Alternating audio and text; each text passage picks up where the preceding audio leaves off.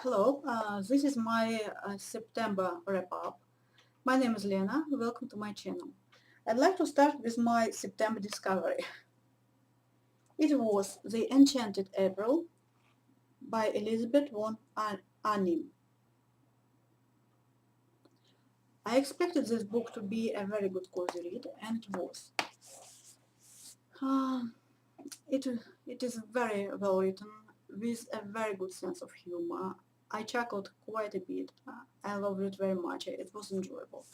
So, two women, Mrs. Wilkins and Mrs. Arbuthnot, they haven't been properly introduced, so they don't actually talk to each other, although they live in one and the same English town, and they know each other by sight because they see each other in church. One rainy day, they met by chance in the women's club in London.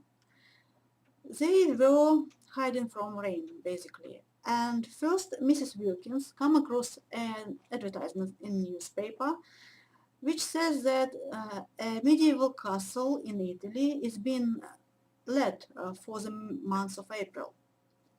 And the advertisement contains some description of the castle, of the sea, of the weather, of the beautiful gardens that surround the castle. So Mrs.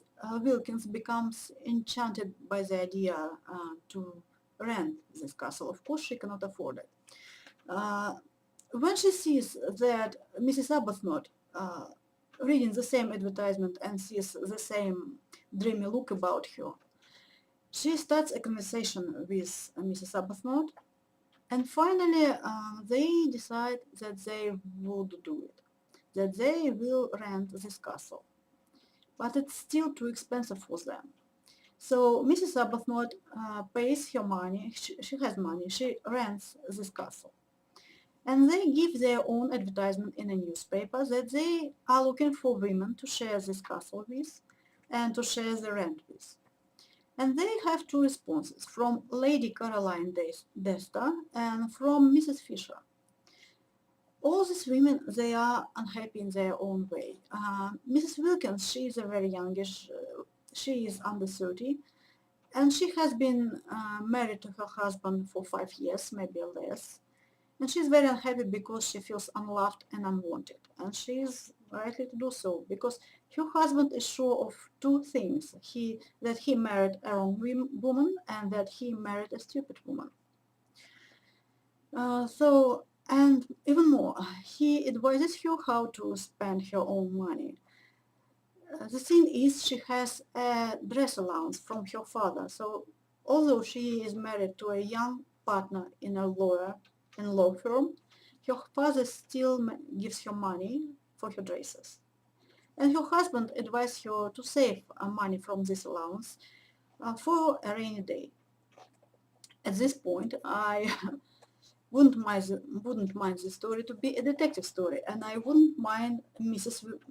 Wilkins to be the corpse. Then Mrs. Arbuthnot. She's a very religious woman. But her husband makes living by writing biographies of king's favorites. So he is writing biographies of women of questionable repute. And Mrs. Arbuthnot is ashamed of that. So she has managed to alienate her husband, and she is very unhappy about that. Then Lady Caroline, she lost her fiancé in the war, and she considers herself to be a spinster, but she is a very beautiful woman, and she is a very wealthy woman, and of a very good family. So she is a catch, and the world doesn't want to leave her alone. So she has plenty of suitors after her, but all she wants to be left alone. And that's why she goes to the Italy with people who are not in her circle, who don't know anything about her. and she wants to be left alone. She's not allowed to become friends with anybody. Then Mrs. Fisher, my darling, I love her. She's highly proper English lady. She's very snobbish, and she refuses to talk to cook and servants because she speaks only a high Italian of Dante, and servants and cooks do not understand her. So the thing is, Mrs. Arbuthnot feels herself a hostess because she rents this castle with her own money. It was her find, this castle. And she wants to come there first with Mrs. Wilkins and to prepare the rooms for Lady Caroline and for Mrs. Fisher. But Lady Caroline and Mrs. Fisher, they have their own plans. They plan to come there first, to choose the best rooms. So you see the danger here. These holidays might become a bit unpleasant. It was a very, very pleasant read and was very enjoyable read and very amusing. I advise you to read this. I recommend you to read this if you want a cozy read, if you feel like you deserve it. It's very worth reading. Then I read One Corpse Too Many by Ellis Peters. This book wasn't on my TBR. It was a read. I felt that I deserved it. I was on holidays. I wanted to read it. It's a medieval whodunit. The story takes place in 1138. At that time, a civil war is going on in England. King Stephen and the Empress Maud fight each other for the English crown. And this story takes place in a town of Shrewsbury. There is a castle of Shrewsbury who is for Empress Maud, whose owner is for Empress Maud. And King Stephen laid a siege to this castle and took this castle and ordered to be hanged 94 people, the owner of the castle and all of his garrison. There is a Shrewsbury Abbey, and one monk, Brother Cadfael, he is charged with the task to bury these 94 people, to lay them decently, to make them look decent for their relatives, if there are any that would want to bury themselves. So he performs this task, and when all these people are properly laid out, properly shrouded, he counts them, and he finds out that there are 95 of them. So he finds a body hidden among these executed men, and he starts investigation. As he says that his monarch neither Maud nor Stephen, that he serves the one king only, meaning that he serves the god, and he sees his duty on this earth to help the ones who is in need of help. There is another character, Hugh Berenger. He is a young man, and he declares for King Stephen. So he wants to serve King Stephen, but he was friends with barons, with people who serve Empress Maud, and he was betrothed to a girl whose father serves Empress Maud, and he took his time choosing to serve King Stephen. So he comes late, and he doesn't right away get into King Stephen's favor. King Stephen says to him, Okay, prove me that you serve me, that you mean it. Find your bride, your intended bride, which is rumored to be in Shrewsbury still. Find her, this Aideni, this girl Aideni, who is a daughter of Luke Aideni, goddess Aideni. Find her and bring her to me for safekeeping. So basically, find your bride. I want to use her as a hostage against your father. So that's basically the premise. It was very enjoyable read. I like the stories very much. Then I have finished Authority. I'm sorry, guys. Sorry, guys. Then I have read The Authority by Jeff VanderMeer.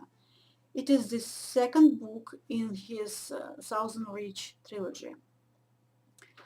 If you read the first book, you know that there is an expedition consisting of 4 members, the biologist, the psychologist, the anthropologist, and the surveyor. All of them are women who were trying to understand what was going on in the Area X, the area where nature takes over. It is described as a pristine wilderness, and the nature takes over in very unconventional ways and might be very aggressive ways. And strange and very unfortunate things happen to these women. So in Authority, we are following Control, a young man who is sent to take a place of the missing director of the Southern Reach organization. And he needs to assess the situation and he needs to uncover what the Area X is all about, what is happening. So this story is more about this man, about his background story, about his non-existent relationship with his mother, with his grandfather, with his late father. So about basically his messed up childhood, and about his struggle with assistant director who is very opposed to him and who basically hamper him and interfere with his work. He also kind of developed a relationship with the biologist. 3 members of the previous expedition came back. They appeared suddenly in the places to which they were emotionally attached. So they are back, all except the psychologist, and they are being debriefed and they are being questioned. So in this debriefing sessions, he kind of forms a relationship with the biologist, and those were my favorite moments. I wanted to know who the biologist was. I wanted to know more about her. I wanted to see more of her in this book. So those parts were my favorite. And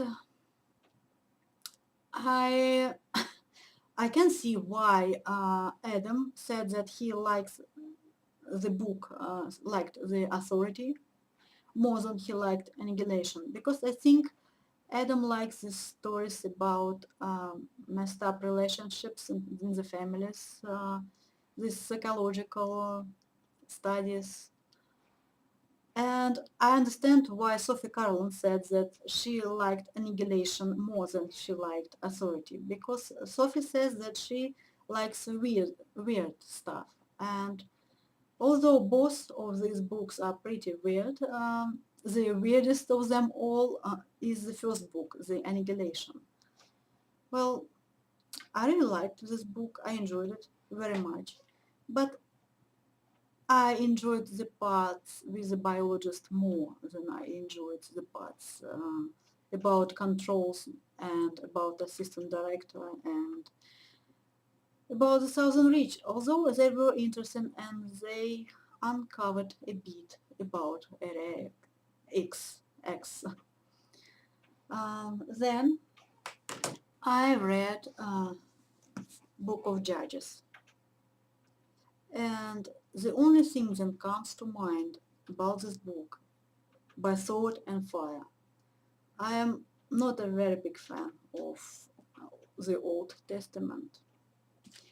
And finally, Decameron. Decameron by Boccaccio. I was participating in Decamerama, but I failed because I still have 2 days to go, the 9th and the 10th day. I don't have a definite opinion about this book. I know it was called controversial. I know it was called problematic and sexist and also on. I know that people said this book shouldn't be reprinted. I don't have a definite opinion of this book yet. I think I need to know more about Boccaccio, to know more about the period, to know more about his relationships with women and with the church. So basically, during the plague in Italy, and the plague is described so well that I could feel this, how awful it was, how terrifying it was, how unfortunate it was. I could feel it, and I think so can you. It was very well written. So during this plague, 7 women and 3 men decide to move into countryside and to wait for the plague to pass. But I don't remember their exact age, but I think they were quite young, like near 20. They were really, really young, and they were of high birth, and they never needed to work or to worry about money. They are, well, such young men and women. So basically, to amuse themselves, they tell stories, 10 stories per day, 10 days. And these stories are called problematic. First of all, the most uncomfortable thing about this book that it says that women like sex as much as men do. It may be a bit uncomfortable to discuss, but it might be true. Well, there are a couple of stories where women are taken advantage of, but mostly they portray women as resourceful, strong-willed, very brave, and of course very unfaithful to their husbands. I don't know what to think about this book, guys. At first I was annoyed because when girls were telling stories, women were portrayed as saints. When men were telling stories, women were portrayed as nymphomaniacs. And I wanted them to give me one single believable, simple female character at first. Then I decided that it was probably anti-church propaganda, because there is so much scorn for the high church officials, so much hate for them. Boccaccio doesn't means his words when he talks about the corruption of the church officials, about their greed, about their love for good food, for good wine, for expensive clothes, expensive materials, and for women. He doesn't mince his words, Boccaccio. He doesn't. And I do not understand it. If he is a very religious person, then why he kind of promotes unfaithfulness in the marriage? I understand that at that time marriages were not made by love, that husband and wife, that a husband could choose himself a wife, and I suppose a girl had no say in it. She would have been probably married off by her parents. I understand that later on such a girl could fall in love with a young man, but I do not understand why he promotes the unfaithfulness. Some of the stories are very funny. They are all about love. Some of them about revenge and about resourcefulness in reaching your goals. They are very funny, but of course they are a bit difficult if you read it today with your background knowledge, with your experience, with your own picture of the world. It might be, at first I felt that it was disrespectful of women, but then I kind of changed my mind. I don't feel that this book is sexist. I don't feel it. I just like to know more about it. Sorry guys, I totally forgot to mention that I have read 4 plays by Shakespeare this month. I am participating in a ShakeTube. So we have read Romeo and Juliet, Julius Caesar, A Midsummer Night's Dream, and The Merchant of Venice. And I have separate videos about them. Thank you for watching. Goodbye.